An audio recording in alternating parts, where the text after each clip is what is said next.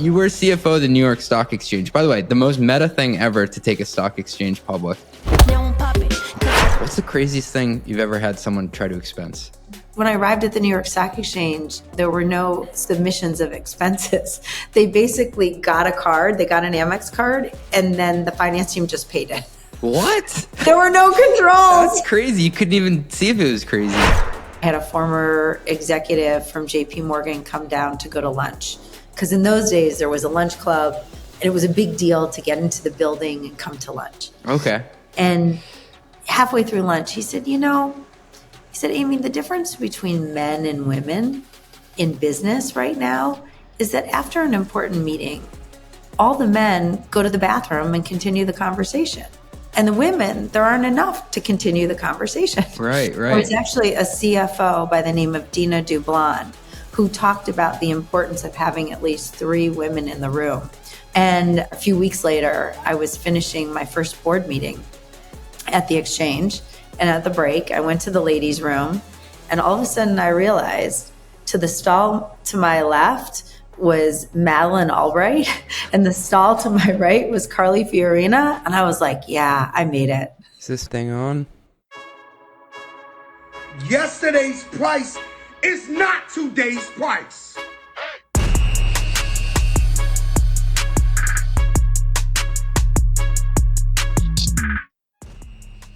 Welcome back to the Run the Numbers podcast, and today it's a special one for you. We're joined by a finance leader who's been at the heart of transformation on Wall Street in Silicon Valley, and now at one of the most AI-forward travel and expense platforms in the game. Amy Butte is the CFO of Navan, a company that's not just experimenting with AI, but building an operating system around it. They really do walk the walk. You may know Amy as the former CFO of the New York Stock Exchange. Yes, the one where the security guards outside, that place is truly like Fort Knox. They greet her like she owns the place. Or maybe you've seen her in the boardrooms of DigitalOcean, BNP Paribas, and Fidelity. From overseeing IPOs to serving as audit chair, Amy's career spans the analytical and the operational with a through line of big bets. And let me tell you, Amy is not afraid to shake things up. She lays out Navan's AI strategy in a way that was equal parts, whoa, and also why aren't we doing that? Today, we'll unpack how AI is changing the way finance operates, the role of the audit chair in modern governance. I was pretty unsure about that one. She dropped some knowledge bombs. And how to bring people along when the future is moving fast. We'll also dig into how Navan is weaving AI into its operating system, not just to summarize documents, but to manage financial workflows with real impact. And we'll hear Amy's take on when to build, buy, or partner, especially in a market that's finally waking back up. In fact, I hear they may have some big stuff on the horizon, if you know what I mean. All this and much, much more after a short word from our sponsors. Let me tell you a banking story that starts in Tokyo and ends right here. MUFG. The M stands for Mitsubishi, the largest bank in Japan with nearly $3 trillion in assets globally. And they've assembled a purpose-built banking team to bring its global capabilities to the heart of the tech ecosystem. MUFG is a global powerhouse in many sectors and among the most active lenders to large U.S. tech companies. They've gone big to support growth in middle market stage companies in North America and Europe.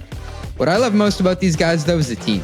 Nearly 50 strong, smart, responsive, insightful, and possibly the most experienced mid-market tech lenders on the planet. Many of you know this because you've already worked with them. This is global sophistication meets operator-level understanding, a truly different approach. VC-backed, PE-backed, public companies, revenues from $40 million on up. We're talking about more than money. We're talking about momentum. Ready to transform your financial strategy? Email group head Bob Pulley at bblee@us.mufg.jp. That's bblee@us.mufg.jp. Tell him CJ sent you.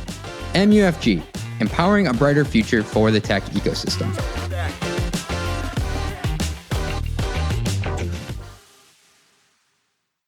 What does the future hold for business? Ask 9 experts and you'll get 10 answers.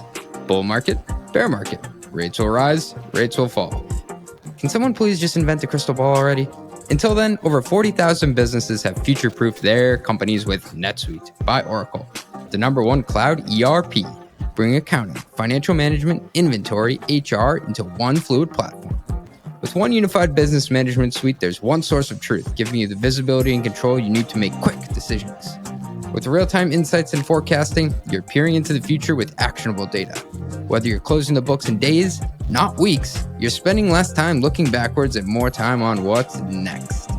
If you listen to this podcast, you'll know I ask CFOs all the time to rep their tech stacks, and I would say almost every one of them use NetSuite. And that's what I would use too.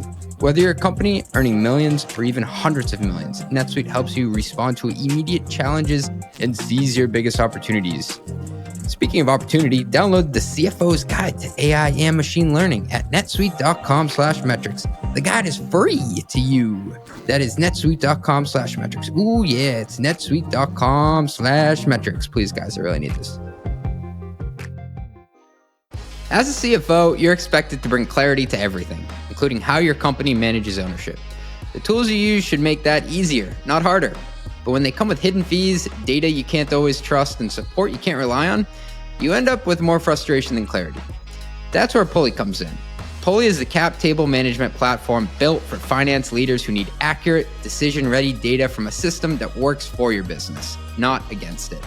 With Pulley, you get intuitive workflows, audit-ready reporting, and support you can count on, all backed by predictable pricing you can plan around, so you can stay compliant and make smarter decisions about your company's future. Manage everything from fundraise modeling to ASC 718 reporting to custom liquidity programs, all on one trusted platform. Hundreds of high-growth companies like Linear, Fathom, and Runway trust Pulley to help turn ownership into a strategic advantage. And joining them is now easier than ever. You can switch to Pulley in as little as 5 days. And for a limited time, they're offering 25% off your first year. To claim your exclusive offer, visit pulley.com/mostlymetrics. That is pulley.com/mostlymetrics. Pulley.com/mostlymetrics. Amy, welcome to the podcast. Hi there. So most of the guests I have on, I don't have the pleasure of meeting in person first. And we got to hang out at the PremG conference last week. We did. That was amazing to have so many people together and have such an open dialogue. I know that you were one of the organizers, so congrats on putting that on. There were some heavy hitters there. And whenever I arrive at one of those events, people expect that I'm a huge extrovert because I have a podcast, but it's the furthest thing from the truth. And so I walk in the room and there are all these CFOs, some of which are at these big publicly traded companies. And of course I'm like, okay, I got to find someone I know. And instantly you're like, CJ, come here, come and meet everybody. It felt like I was the new kid at lunch, in high school. And you're like, come over to the cool kids table. I was like, oh, thank you. That's awesome. Well, I'll tell you, I was away from the CFO role for a while. And in some ways, I feel like I've been recently embraced by the cool kids themselves. And I think that's also part of the CFO's job, to bring people into your circle, learn from other people, and, make sure you're always listening to outside voices.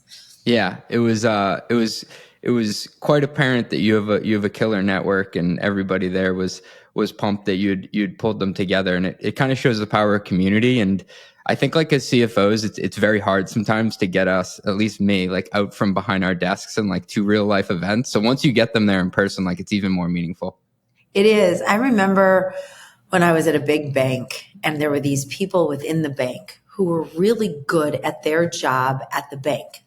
Their expertise was the bank, but that was never going to be transferable to another bank or another job. And I think we sometimes forget how important it is to make sure that we don't just learn our business and our organization, but we bring the best of the outside in, and we can also bring the best of the inside out. Yeah, totally. And you contributed in a big way to that conference. And by the way, my one request was that you don't make your presentation that good, because I had to go after, but you didn't help me out there because you crushed it. You gave a presentation on AI and specifically how Navan has implemented it. Can you give just the high level overview of what you spoke about? Because I think it was really compelling. Thank you. Actually, CJ, what I thought you were going to say is my best comment was the last panel where we ended 15 minutes early so we could start cocktails 15 minutes early. But I'm happy to talk about AI. Yeah, thanks for doing us a solid there. Well, it was interesting. When we were preparing for the conference, we realized there were two topics that CFOs really wanted to talk about. One was AI and one was kind of, management in a period of uncertainty and of economic uncertainty. And on the AI side, for the most part, we all know that we're supposed to use AI. We all want to use AI, but we're not really clear what those actual use cases are. And so Navan is an incredible example of a company who is putting AI to use. There's a real use case. We're not talking about it, we're actually using it. So in travel, you have to be really careful how you use AI because you're not dealing with emojis. You're dealing with people, people's time, people's money. And so there has to be a certain amount of certainty when you put AI to work. And as you know, LLMs are traditionally unreliable. As our CTO and co-founder says, they're very unreliable. You wouldn't hire them. They'd be terrible employees. And so he set out about 2-3 years ago to build an AI operating system called Navan Cognition. And what Navan Cognition lets us do is manage the LLMs or supervise the LLMs so that we can use AI, particularly in our customer support. And through Navan Cognition, we've developed Ava, our AI bot, and Ava now manages about 55% of all our customer support interactions. 7,000 chats a day, and 55% go through Ava, and she has a CSAT rating in the high 80s. So she's good at what she does, and people like her. And because of this use of AI, we've been able to expand our gross margins from mid 50% to about 69% last fiscal year. And so we're continuing to iterate on finding new use cases to put Navan Cognition, chatbots like Ava. We talked a little bit about our new chatbot, Miles, as a way to continue to improve the service, maintain our reliability, but also expand our gross margins. Okay, there's a lot of meat on the bone here. This is incredible. Thank you for making my job easier because now I just get to sit back and ask the silly questions. But who's responsible for driving AI adoption at Navan? I know you said that like every company wants to be using it, but it's kind of like that Spider-Man meme of everyone like, oh, it's you, it's me. It's like, who is it? The CTO? Is it the CEO? Is it everybody? Like, do you place like a name on it? Great question. We just celebrated our 10-year anniversary yesterday as a company. And what's fascinating is that AI is native to Navan going back to day one, right? And I know a lot of people like to say they're AI native. They really are. And our founders communicated that story. So I would say it goes back to both Ariel, our CEO, and Alon, our CTO, as driving AI. And even though Navan Cognition and Ava didn't exist 10 years ago, machine learning was a part of the strategy. Travel, for example, is one hot mess of all different suppliers, airlines, hotels, car, rail, all different types of suppliers that are out there. And it's too many choices for one individual to make if you're just going to kind of do a spreadsheet of everything. So machine learning was part of the original Navan, or at that time it was called Trip Actions, because you're either going to engage when you have a few good choices, or you're going to disengage because you don't have enough choices or so many that you get overwhelmed. So I would say it's been part of the founding of the company. And then in terms of going forward, I think it's really Alon, our CTO, who finds new ways of using it. It's like you give him a problem and he's like, let's see if we can solve it.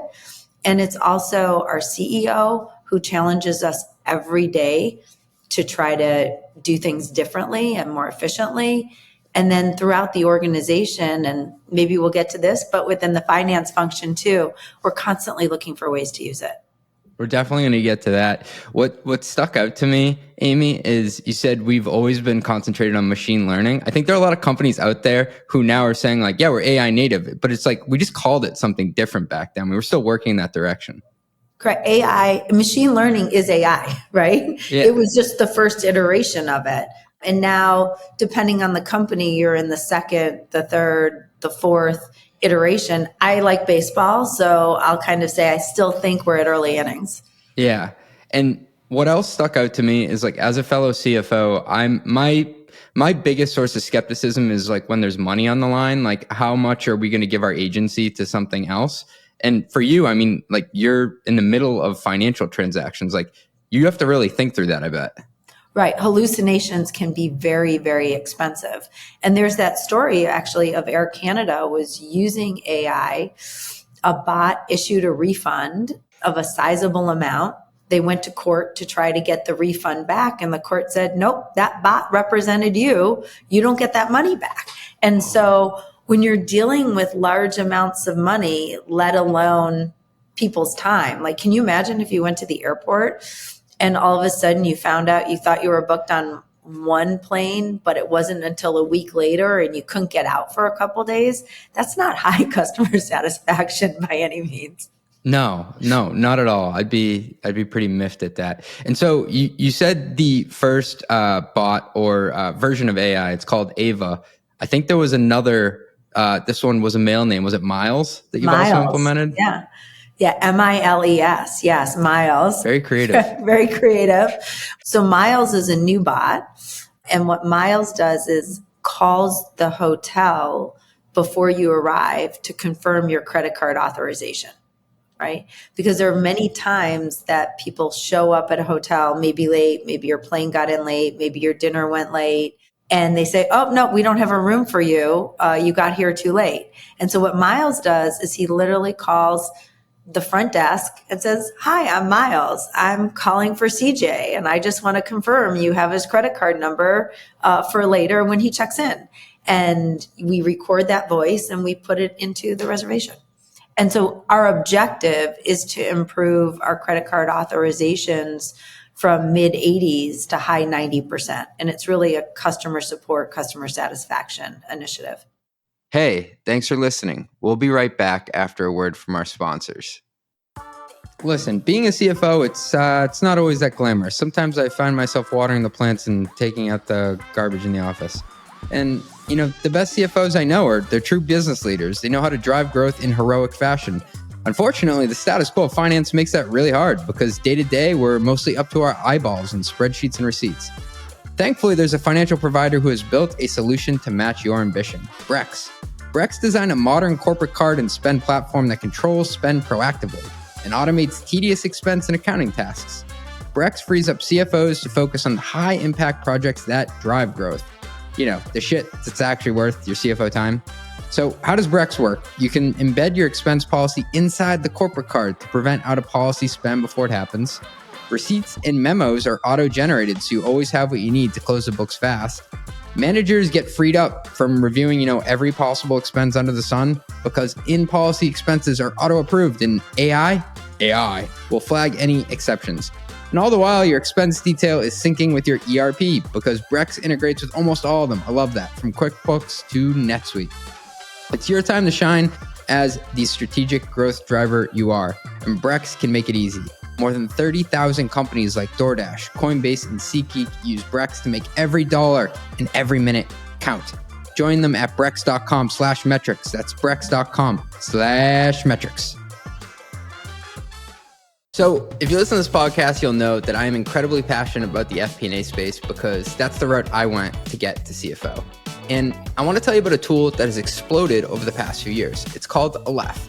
And I remember getting outbounded by them about 2.5 years ago, and I actually took the bait because they claimed to be able to do a demo with my live data, with me right there on the call. And so I had to see it to believe it. And it was the founder running demos back then. Shout out Albert, hope you're listening. And he connected my NetSuite and built my P&L using their Excel add-in in like 15 minutes. And I was really impressed. Since then, Aleph has gone on to raise money from some of the top VCs out there, and they've built an impressive roster of customers. Many of their customers have been on the podcast, like the CFO at Turo, 8 Sleep, and Zapier.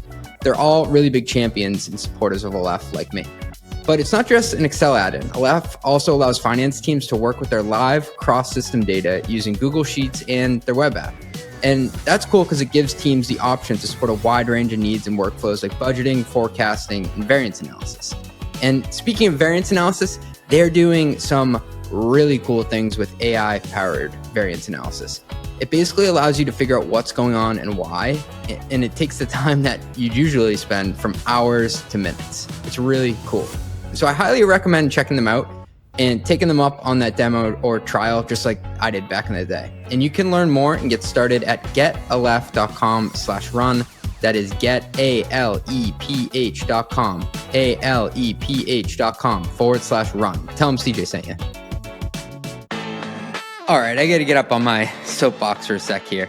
Everybody's talking about AI-powered this and automated that. But here's the thing about revenue recognition. It's not just about moving data around. It's about getting it right, full stop. So RightRev is laser focused on one thing, RevRec that auditors actually trust.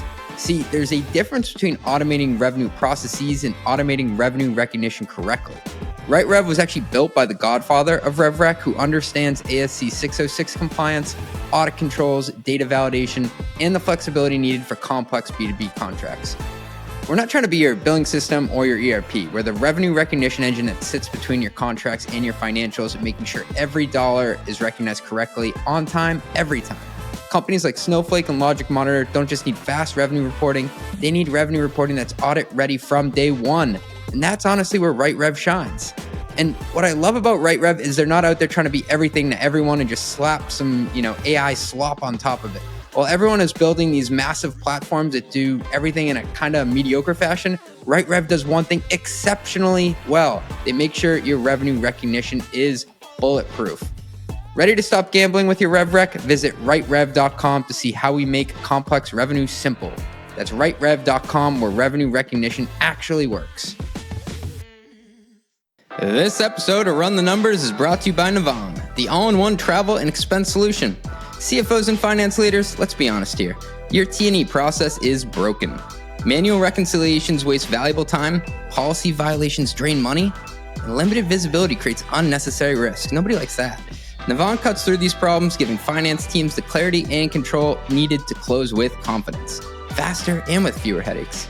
Connect your existing eligible Visa, MasterCard, or American Express cards directly to Navan and keep all your card rewards and banking relationships.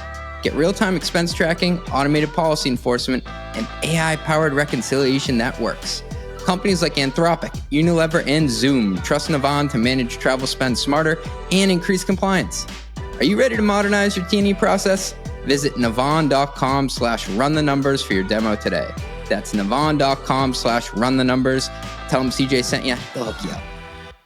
And you beat me there because I wanted to walk this through to the operational impact of what you're doing, which then shows up in the financial impact. So that's pretty wild if you think about it, because I bet your gross margin was burdened by a lot of human support that had to be implemented in order to make sure the trains run on time. Correct. So in some ways, we're not using these bots just to grow revenue. We're using these bots to improve CSAT and NPS so that people continue to want to use Navan and have a positive experience. And there is a tailwind that comes with a rising NPS.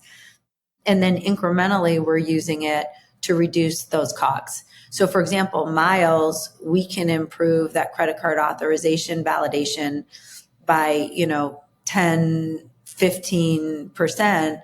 We would have had to hire 200 people. Now we just made miles. Now, here's the hard-hitting questions that people come to the podcast for.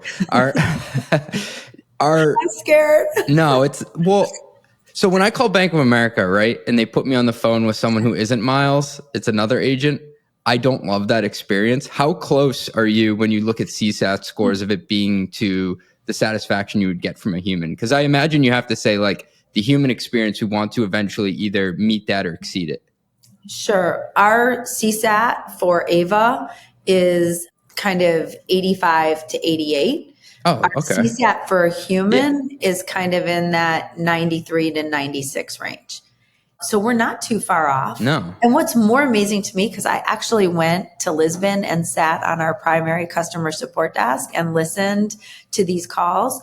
You have to understand, when you're making a call to a customer support person in travel, something has already gone wrong, right? You don't call because you're like pumped about like your trip to Belize and want to tell them about Right. like the mixed drinks. Right. And so we actually even have some customers that get mad when it goes to a customer support person. They much rather work with Ava because she's really fast and usually pretty good. That's crazy. Okay, I get it. And I mean, using AI to summarize documents is one thing. Using it to manage customer support is another. But it sounds like you're also using AI within the finance department yourself. Right. So to your first question of who's driving this change, I mean, our CEO literally challenged every person on the executive committee to use AI. And I was sitting there in January kind of as that CFO, like, okay, I know I need to use it, but how do I use it? And threw out that challenge to the org. Every app or system that we are installing, we want to make sure has an AI component to it. So we're about to roll out a new procurement system. We'll be rolling out Zip, which has a good amount of AI in its program. And so that's really important to us. Anything new needs to have AI core to its offering. Second, we actually have a bot named Sage. So our new head of enterprise risk management joined us in January, and she has become the spark plug for everyone wanting to use AI. And so Sage now handles answering any questions about enterprise risk management, about the new procurement system. If there are just questions that the FP&A team keeps getting over and over and again, we put her into Sage. I was actually just speaking with our new communications lead. And I said, have you heard about Sage? He goes, have I heard about Sage? I use Sage. And so now Sage is kind of spread out into the organization. And so we're continuing to look for more ways to do it, but it's very much part of our dialogue. So you're an overachiever at Navan when it comes to implementing AI on the finance side. If there's someone out there listening like, oh, shit, I have to build my own large language model to keep up here, like, what would you say to them? Like, is the on-ramp that steep, or can they start smaller? I think you can start smaller. I don't think Sage is out of reach for any finance department, right? We're just using it within our own environment, which makes it safer. But if you have questions that keep getting asked, you can ask, an AI agent to make that for you. Like, that's not hard and it's not expensive. The hard part is getting the culture to be willing to ask the bot the questions or to program the bot. Yeah. And it is interesting how it seems like within every team, there's always one person whose like eyes light up and you can tell they're going to be the spark plug and the person that's going to carry the culture to help get it done. Aaron is definitely our spark plug. That's awesome. We're going to come back to building teams because I know that's been core to your career journey. But something else I couldn't help but noticing from going through your LinkedIn profile, you have been an audit chair many, many times over. And this has been, as a CFO, this has been a black box to me a bit. And you've served as an audit chair for a number of high profile companies, the likes of DigitalOcean, BNP, Fidelity. I'm going to ask a really basic question. What does an audit chair do? Usually the audit chair has the role that nobody else on the board wants to have. Is it the most work out of all the chairs? I don't know. Probably. Well, unless it's in crisis, it probably is more work than other roles on the board. The way I like to describe the role of the audit chair is that it's the audit chair's responsibility to work with the auditor, the CFO, and the finance team to say, hey, I believe that all of the processes and controls have been put in place such that these are good numbers. And that I then come to the board and say, hand on heart, these are good numbers, and that they feel like they can trust me to have reviewed all of those policies, processes, procedures, controls. In addition, I think it's the audit chair's role to make sure that the language of numbers is not forgotten in the boardroom, right? in strategy, it can't just be our strategy is to grow. We need to make sure we talk about it in terms of numbers, think about it in terms of gross margin expansion, think about it in terms of free cash flow. It's also really important to think about terms on the balance sheet, such as current liabilities or goodwill, and how do they play out, whether it be in terms of making decisions to repay debt or, if you will, make acquisitions. And kind of thinking through that language of numbers is really important. Most board meetings that I've been a part of, Amy, are focused on the P&L outcomes, and they don't link all the way through to the other three financial statements. Just hearing you go through that, it seems like you're connecting the dots between business outcomes and all of the financial statements, not just the P&L. Well, maybe that's my equity research background showing up, because when you are an investor or a research analyst, you usually find the best nuggets, in the balance sheet or in the cash flow or in that MD&A. Can you say more about that? I feel like... You got really excited. Yeah. What type of golden nuggets are you looking for? And I guess what I'm trying to poke at here is you have to find something there, but then you have to translate it into terms that the business can understand and the impact. So I'm thinking of a situation where you may be reviewing the financials and being like, okay, I got to communicate what this outcome means to everybody else who may not be a CPA. Sure. I mean, if I go back to different moments in time, either as an investor or when I was doing equity research, right, you're wanting to look for when our liabilities going current, because that puts incremental pressure on a management team or on a business, right? You can't really raise money to invest in growth if you're scrambling to just cover your current liabilities. And as you know, those, once they go current, they tend to cost more and are harder to cover. That's a good example. I think sometimes, depending on the industry, there are different accounting choices that you can make, whether it's, time frame for capitalizing software or capitalizing hardware or thinking about depreciation. I think there are ways that you can tell this story by looking at some of the accounting choices. Got it. Okay.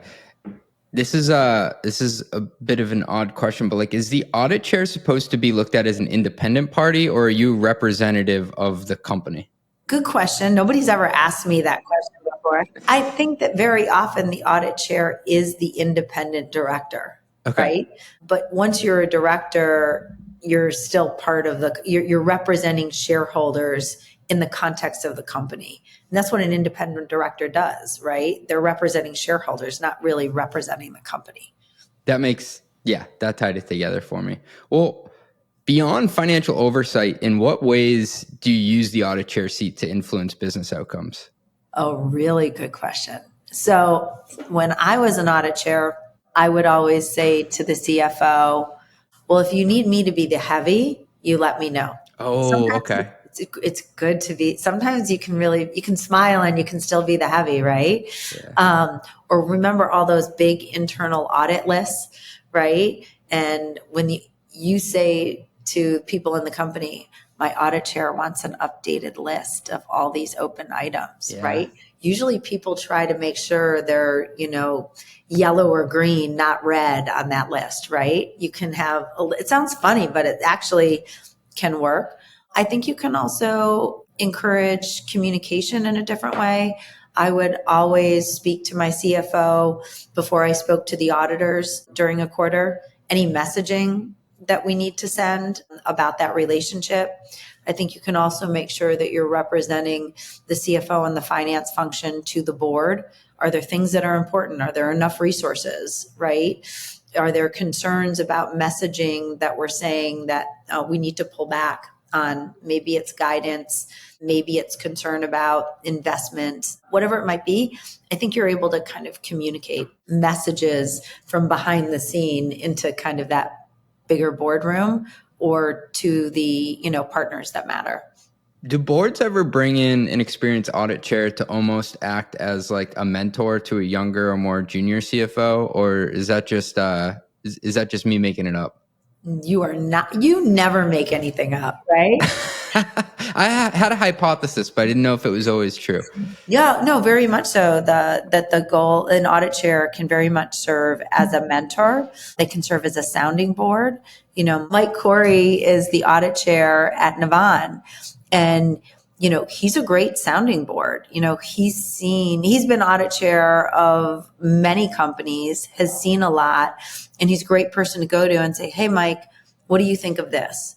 Or, "Hey, Mike, can you help me emphasizing the importance of enterprise risk management or internal controls or investment in a different tool or system?" So audit chairs can be great mentors. I did that when I was on the board of Stash. They can be great sounding boards, and they can also really play the role of the bad guy if you need them to. Yeah, back in the day when I was at Sneak, Mike Scarpelli from Snowflake at the time was our audit chair. And I think he very much was looked at as, I'm not going to say the adult in the room because everyone was an adult, but like he had seen some stuff and he had been a part of like a really major IPO. And being a CFO, I mean, I wasn't the CFO there, but I mean, it is a lonely job. You probably do want someone who you can bounce ideas off of who isn't your CEO. But we still learn from each other. So I just handed the audit chair baton to Warren Jensen at DigitalOcean. He was CFO at Amazon, at Delta. And every time we're on a call or in a room together, I learn something from him. So we can still learn from each other. Yeah. DigitalOcean, that's another one. That was quite the ride. Yeah. Has being an audit chair opened up other opportunities for you in your career? So ironically, I was audit chair at Navan before I became CFO of Navan. I think that might be what you're talking about. Yes, I started as audit chair. I was helping Ariel find a CFO. And about 4 weeks into that process, I said, "Ariel, I have a great candidate idea for you." And Ariel said, "Amy, I have a great candidate idea for you." And they were not the same at all. So I think there are some other examples of board members, transitioning into operating roles. So I think that's an example of something opening up. And also just the network. You started us off today talking about the network of CFOs. There's also a really important network of, other board members, audit chairs. And, I think we like to help each other and learn from each other as well. Yeah, I had the opportunity to go to OneStream's CFO Summit this past week. So I've been on the road. I was with you in San Fran, then I was just in Nashville and had the chance to sit next to Jonathan Mariner, awesome guy, former CFO of the MLB. So he was the CFO of the Florida Marlins, then MLB, and he was talking about all the different boards he sat on and the chair responsibilities he took on. And I think there are probably people listening who say, "I eventually want to become a board member," which you've done, or "I eventually want to become an audit chair member." Is there like a path to get there? Like how do people become elected or I guess nominated for these positions? Well, it's very similar to how do you get hired to be a CFO, right? You have to be good at what you do. You have to have credibility and you need a network. Very often people think you go to a seminar on how to be a board member and automatically out of the blue, here will come an offer to be a board member. And it kind of doesn't work that way. I think networks are important. I'm a part of Extraordinary Women on Boards. I was a founding member of that. And they do post different board opportunities there, which is great. But most of the time through my career, I've been introduced to people just through my connections. Fidelity was someone who was a mentor to me.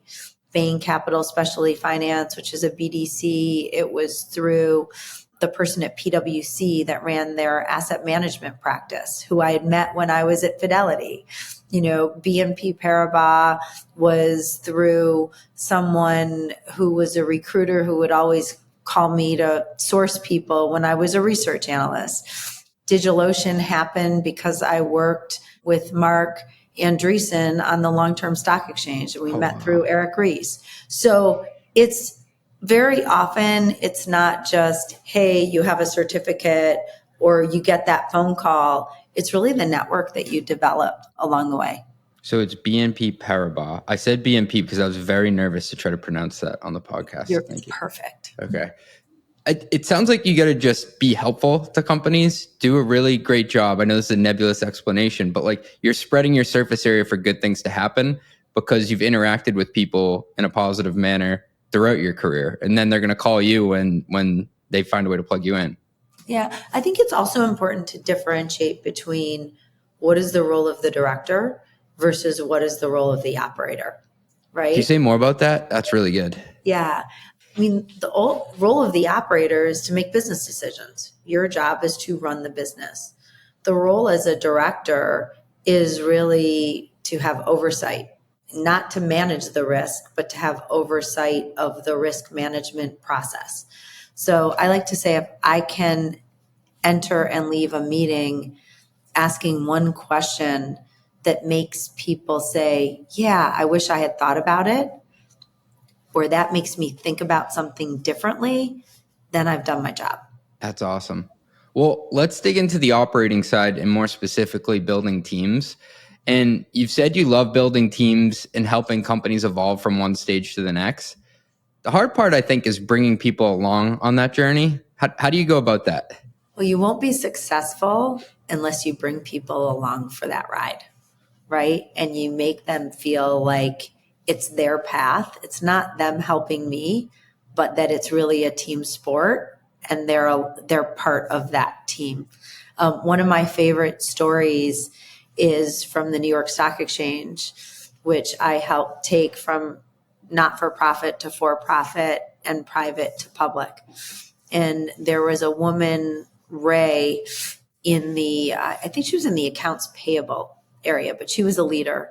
And she was a leader because she had been there a long time, right? She was your quintessential 40-year career at the New York Stock Exchange, came in from Staten Island every day. Her hair was always like hairsprayed perfectly. She had the best nails. She had the biggest laugh. But she'd been doing the same thing for the most part her entire career. And once we realized that we connected with her to kind of change our processes. And by the way, it was a low bar. Like we went from piling paper in the hallways to actually digitizing it. But we changed our entire procure to pay. We changed our entire general ledger. We have reviewed every revenue stream, every expense item. And at the end of the day, Ray was the biggest cheerleader and supporter, not just because she was willing to change how she had done things for 40 years, but because other people looked to her as a lead and as a guide, and they started changing how they operated.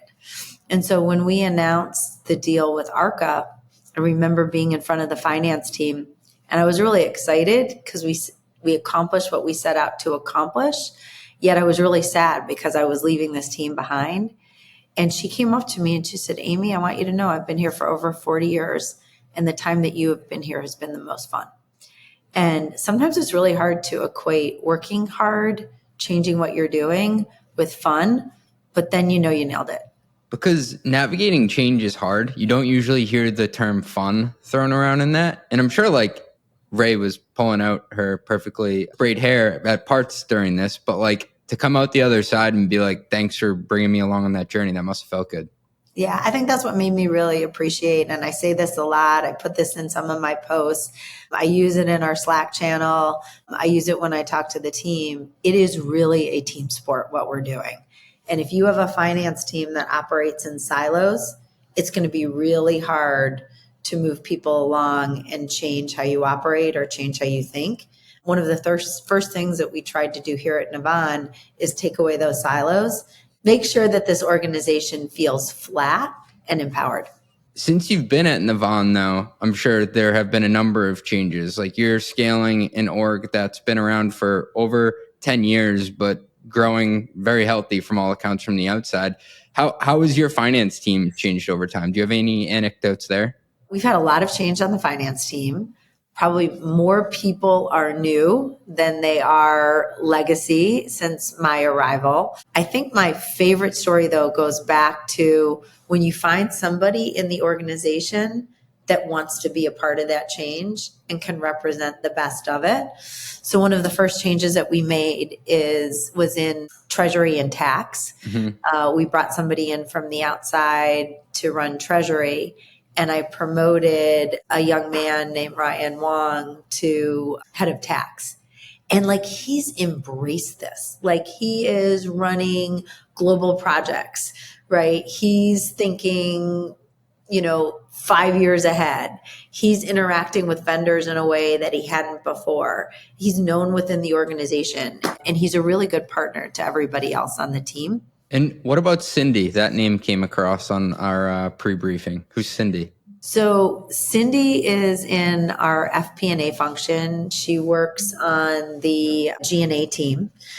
She is a great example of someone who knows the business and was open to new translations. So when I arrived, I kept hearing from executives like, I don't understand the numbers. Like, I know we have a plan. I see these numbers, but I don't feel like they align. And about 2.5 months in, there was this sense that not everybody understood the numbers. When you were speaking with Catherine from Hercules, you talked about the importance of having multiple plans. Yeah. Right? Now we have a board plan, we have an outlook, and then you have your downside plan, right?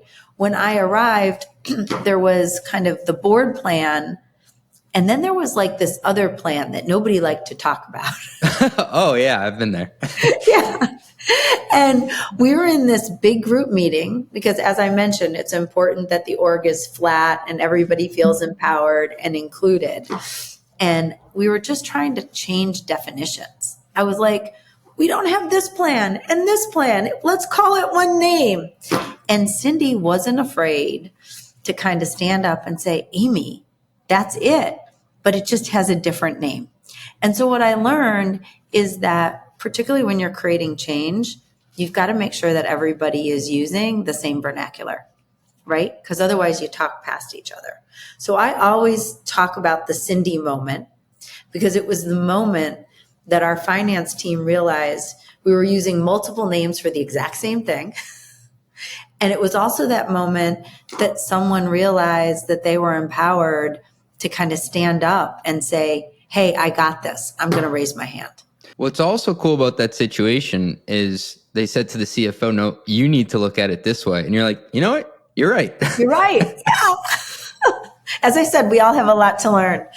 But you're getting it when somebody like Cindy is willing to kind of raise their hand in what could potentially be a very intimidating environment. Yeah. And I mean, that's a hard environment to create, a environment where you expect the team to be high performing, to get a lot out of them, and to not make mistakes within a certain range. How do you do that without, like, I don't know, walking on people's voices or making them feel like they have to just keep their head down and pushing forward? I think you have to empower people, right? And you have to give them a chance to make mistakes. We are definitely, and we continue to set the bar higher. Having people who I've worked with before, Ann Javiscus was a partner of mine at the New York Stock Exchange and joined me here. She'd been in Europe for many years. We talk all the time to make sure we're sending the same messages, but you need to let people make mistakes, and then you kind of need to teach, what have we learned? So I have a finance team meeting that's relatively large. It's my direct reports and their direct reports, because it's important that we're sharing the same message, that there's no game of telephone. And we also talk about learning from mistakes. Well, between Cindy, Ray, Ava, and Miles, I'm going to have a hard time separating which of these were AI bots at the end and which were people on your team. Nonetheless. Don't forget Sage. And Sage, yeah. My goodness. Is there a person who just sits around and names things all day? I don't know. It's not me. I promise you. Okay. It's not me. Okay. Not related to this at all, but I think it's really funny when people name their dog like a human name, like a golden retriever named Kevin. That's my favorite. I always wanted to name a dog like Bartleby, right? Like Bartleby the Scrivener, where they just look at you and say, I prefer not to, right? What you had a dog in here before. What's the name? Rusty. Rusty, okay. Rusty is named after Rusty Staub, the baseball player who played for the Detroit Tigers and the New York Mets, which is a link between where I grew up in Detroit and where I live now. I love a good story behind a dog name. Okay. And that's my natural segue to build versus buy in M&A. As my dog, Walter, barks in the background. So with M&A and public markets perking back up, we were talking about this at the happy hour last week. How do you think about build versus buy in the tech space? I love a good build versus buy discussion because that means there's growth opportunity in the business, right? It means that people are saying, hey, I want to add to, I want to supplement, I see opportunity. When we've looked at building versus buying, we kind of think about price, we think about speed to market, and we think about integration risk. For the most part, I think a lot of companies forget to think about integration risk, right? They think about moving to sign the deal, but never about what happens after you sign the deal. So I think about those three things. For the most part, when we've looked at something here, particularly as it relates to AI, we feel like we can build it ourselves faster and for less cost. Wow. Okay. And I don't know if that's a function of Navan as a culture or a function of where AI is right now. I think that there's, to a certain extent, if you know what you're doing in AI, there's a mismatch between what people want you to pay them for their AI capabilities versus what the actual cost is to build it. And once you add in that integration risk or that integration time, we here have really been leaning more towards that build versus the buy. Yeah, it's nice if you can do it yourself. It's really nice if you can do it yourself. Yeah, and there seems to be a bit of a dislocation between the price of what people may think they're worth, and then if you risk adjust that for the integration bit, like you get to, maybe we can hire people and do it ourselves. Correct. I mean, a lot of CoreWeave's original people were actually at DigitalOcean.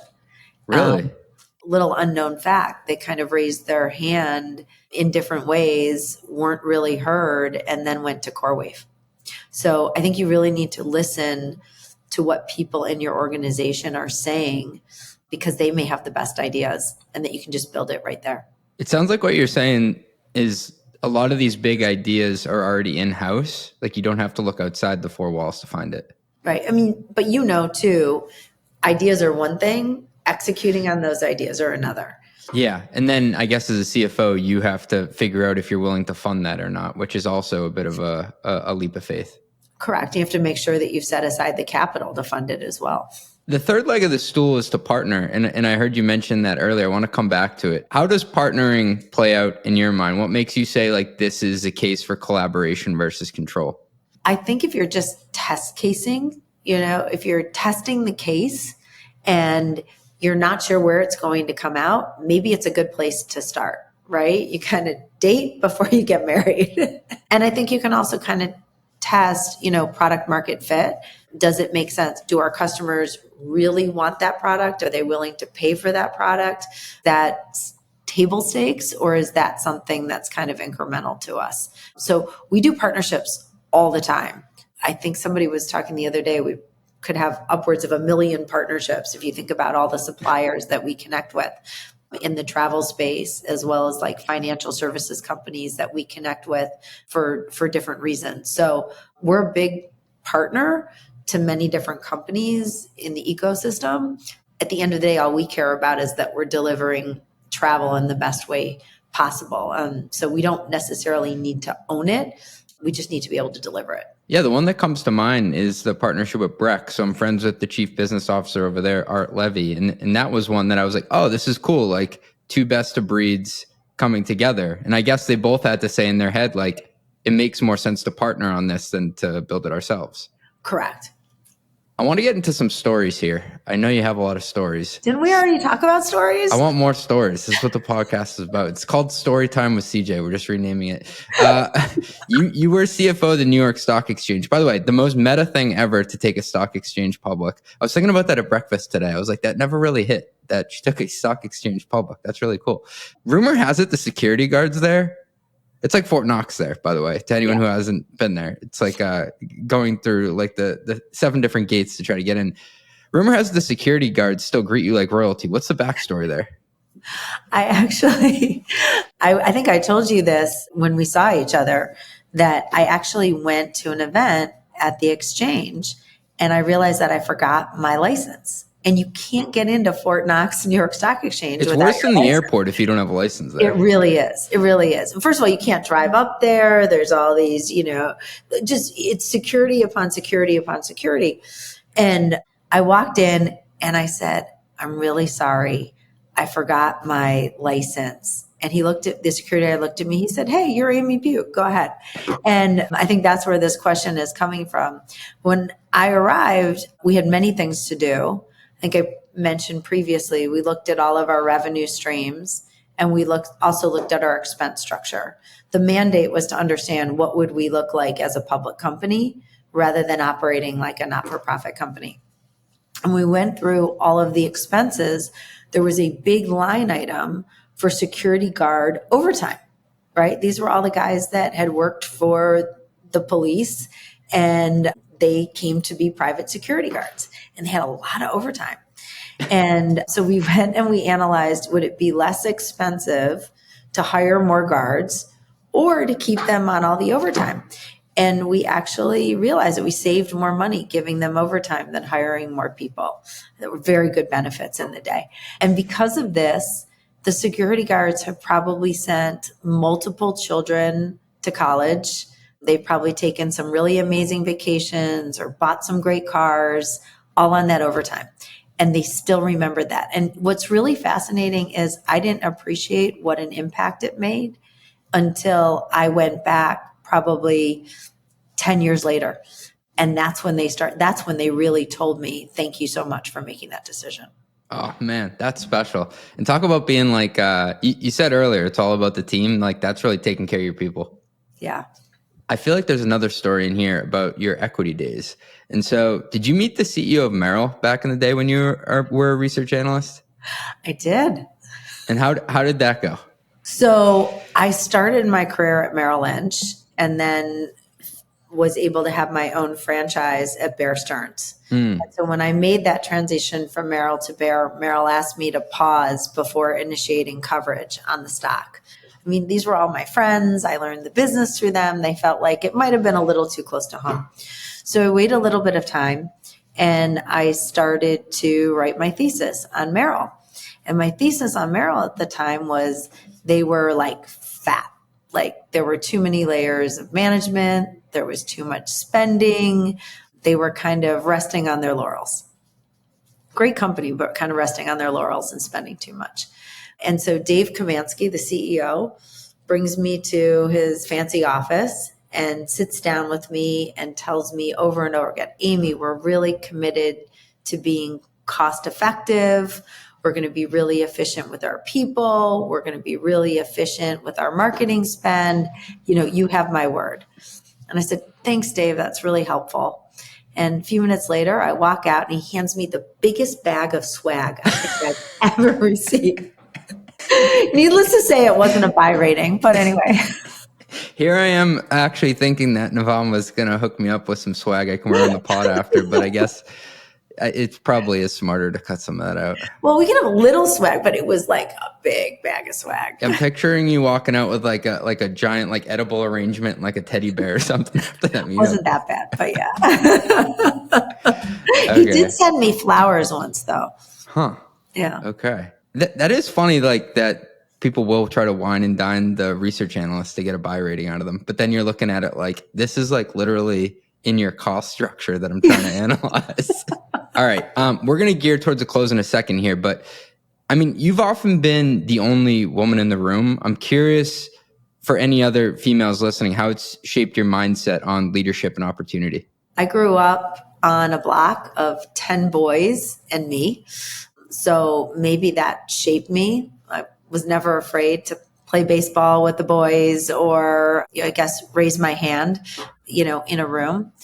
I remember when I arrived at the New York Stock Exchange and I had a former executive from JP Morgan come down to go to lunch. Because in those days, there was a lunch club. And it was a big deal to get into the building and come to lunch. Okay. And halfway through lunch, he said, Amy, the difference between men and women in business right now is that after an important meeting, all the men go to the bathroom and continue the conversation. And the women, there aren't enough to continue the conversation. Right. There was actually a CFO by the name of Dina Dublon who talked about the importance of having at least 3 women in the room so that you could continue the conversation in the bathroom. But more importantly, that was critical mass. And a few weeks later, I was finishing my first board meeting at the exchange. And at the break, I went to the ladies' room. And all of a sudden, I realized to the stall to my left was Madeline Albright. And the stall to my right was Carly Fiorina. And I was like, yeah, I made it. Thank you so much for sharing that story. It's great perspective to have. So thank you. But I will also say, as a woman in business and a woman in tech, I'm really, really proud of our finance team. The majority of our leadership team is, are women.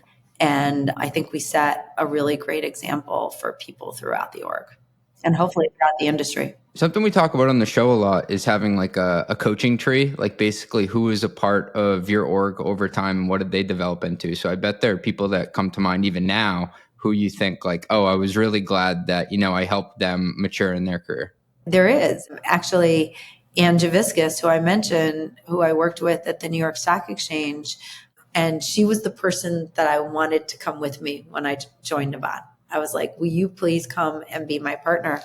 And we were just speaking, I think like a week or two ago. And she said, I always remember that first bonus that I got from you. And that was kind of a momentous event. And she's all these years connected that with me in a really positive way. And it changed how she felt about herself and her worth. And she carried that through her career. That's really cool. All right, we're going to go into the long ass lightning round. So quick hitter questions, but the answers do not have to be quick. The first question I ask everybody is, what's an example of something you've screwed up on the job before? It can be at any company. What's a mistake you've made? What's a mistake that I want to share with you? So I ask everybody on the show just an example of something they've screwed up before. Like it could be, I sent the wrong Excel file the night before, like a major meeting, or anything that comes to mind that you've had a foot fault. One of my scariest moments was I thought I lost my phone the night before we were going to announce the deal at the New York Stock Exchange. And I was moments away from calling my CEO and my head of communications. And I looked one last place and I found it. Oh, wow. Okay. Yeah. That is scary. Next one. If you could tell your younger self something knowing what you know today, what would you tell her? Don't take it so seriously. I feel like a lot of type A people feel that way. You're a golfer though, right? Yeah, no, actually, what would I tell my younger self? I'd tell myself to play more golf. I say that because very often women in particular say, I can't join that event. I can't accept that invitation because I have too much to do. And at the end of the day, you meet a lot of people, you gain a lot of perspective, and you get a few good rounds in when you say yes to those invitations. So I wish I had said yes to more of those invitations. There's like two things nested in there. And one was kind of connected to your first answer of like, don't take it too seriously. It's like, just like go and do something fun, like get away from it. You actually may come up with a good thought, which like I always have to remind myself. And the second one there is like to say yes to things that definitely take some work, to like travel to an event, or like you have to get out of your comfort zone. But like by doing that, and the inertia is real, like you always do feel better after that you did it. Yes, 100%. So I hope to play more golf. Yeah, I suck at golf, but I'll pencil that in. Can you walk me through your finance software stack? What tools does your team like to use to get the job done? We are on NetSuite. We are about to move to Zip. We use for procurement. We use Anaplan for our planning, and we use Sage to communicate. Cool. Last one. What's the craziest thing you've ever had someone try to expense? When I arrived at the New York Stock Exchange, there were no submissions of expenses. They basically got a card, they got an Amex card, and then the finance team just paid it. What? So I actually there were no controls. That's crazy. You couldn't even see if it was crazy. You couldn't even see if it was crazy. There were no controls whatsoever. So I didn't win a lot of friends when I actually put in place a TV process. Yeah. So it's all those expenses I never could see. Black box. My goodness. We've never got that one on the podcast. No, there you go. That's great. Amy, this has been amazing. Thank you for all your insights. I know you're extremely busy, and congrats on all the success at Navan. It's so fun to watch. Thank you so much. And I love reading your blogs. I've been passing them around to different people. You've had great people on the show. So thank you for having me. Run the Numbers is a mostly LLC production. Yelling an intro by Fat Joe. Artwork by some AI thingamajig. Podcast and video editing is done by Cleancast at cleancast.io. Nothing said on this podcast is intended to be business or investment advice. It's the sole opinion of me, a guy who feeds his dog too much ice cream and has a history of net operating losses, LOL. If you like this podcast, please hit subscribe. It would mean a lot to me. And also check out mostlymetrics.com. That's my newsletter where I explore business models and financial metrics. Thanks for riding with me. Share this with your friends. Peace.